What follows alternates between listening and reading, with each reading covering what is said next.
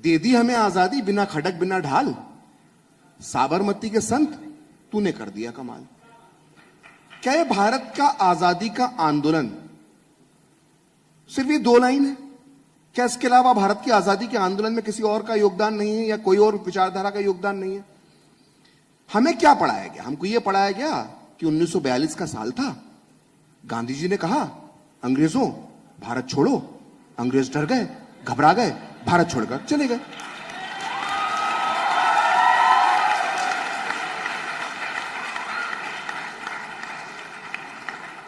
यही पढ़ाया गया ना।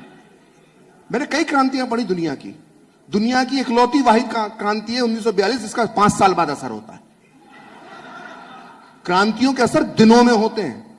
हमने देखी ईरान की क्रांति कि कैसे खुमैनी ने उखाड़ फेंका था। हमने देखी है दुनिया की और क्रांतियां। ये ऐसी इकलौती क्रांति जिसका असर 5 साल बाद होता है। 1942 के आंदोलन पर मैं बार बार कहता रहा और मुझे कई लोगों ने ट्रोल किया उसको लेकर। मैंने कहा सुपर डुपर फ्लॉप आंदोलन था, इसका भारत की आजादी में कोई योगदान नहीं है। और इसका योगदान कौन पढ़ा रहे हैं? ये इतिहासकार। बाहर निकलिए, 10 रावणों के चेहरे लगे, एक एक चेहरे को ध्यान से पहचान लीजिए। मैं कई बार कहता हूं, बार बार कहता हूं कि जो विषय आपने भक्ति काल का उठाया या मुगलों का विषय उठाया जाता है या उसके पहले आर्य सभ्यता का जो प्रफुल्ल जी ने बात की है, आर्य इन्वेंशन थ्योरी की बात होती है, उसको समझने के लिए, उसको आगे लाने के लिए, उसको दुनिया के सामने लाने के लिए एक विशेष योग्यता की जरूरत होती है। तब हो सकता है आर एस शर्मा, रोमिला थापर, हबीब छोटा बड़ा जो भी हैं सब, ये हमको बेवकूफ बना सकते होंगे। मैंने द प्रिंट को कहा था, द प्रिंट ने मेरा इंटरव्यू लेने के लिए लड़की ने मुझे फोन किया था, मेनन नाम था। उसने कहा था आप मुझे इंटरव्यू देंगे हिस्ट्री पर, क्योंकि आप यूट्यूब चैनल चलाते हैं, इस तरह की बातें करते हैं। मैंने हाँ दूंगा, लेकिन मैं 50 मिनट बोलूंगा और मुझे मालूम है तुम वही छापोगे जो तुम्हें छापना होगा कि तुम नैरेटिव के लिए काम कर रही हो। उस लड़की ने मेरा इंटरव्यू लिया 50 मिनट तक, टेलीफोनिक इंटरव्यू था, और उसने हेडलाइन छापी कि प्रखर श्रीवास्तव कहता है कि मुझे इतिहास समझने के लिए किसी बेवकूफ आर एस शर्मा, रोमिला थापर, किसी मूर्ख इरफान हबीब की जरूरत नहीं है। और मैं शब्द यहां पर फिर से रिपीट कर रहा हूं, और वो क्यों नहीं है वो मैं आपको बताता हूं।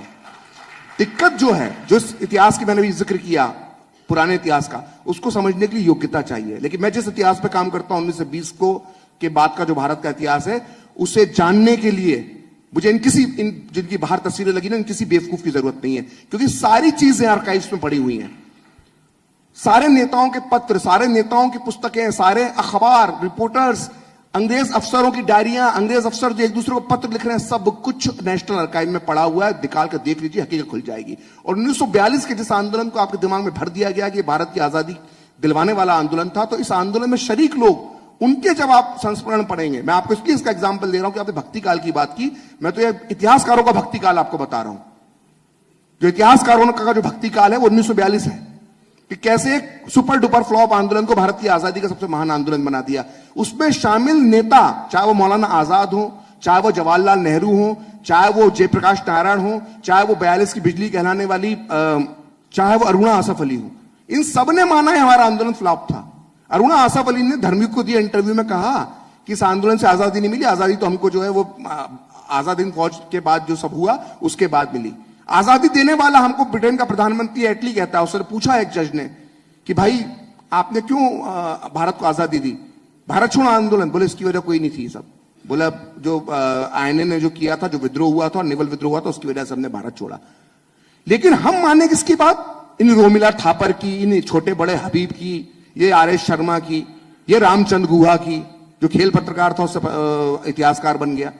इन मूर्खों की बात माने हम, और जो उस आंदोलन में शरीक थे, जिस आंदोलन में जेल गए, वो अपने आंदोलन को फ्लॉप कह रहे हैं, हम उनकी बात ना माने। दिक्कत ये है।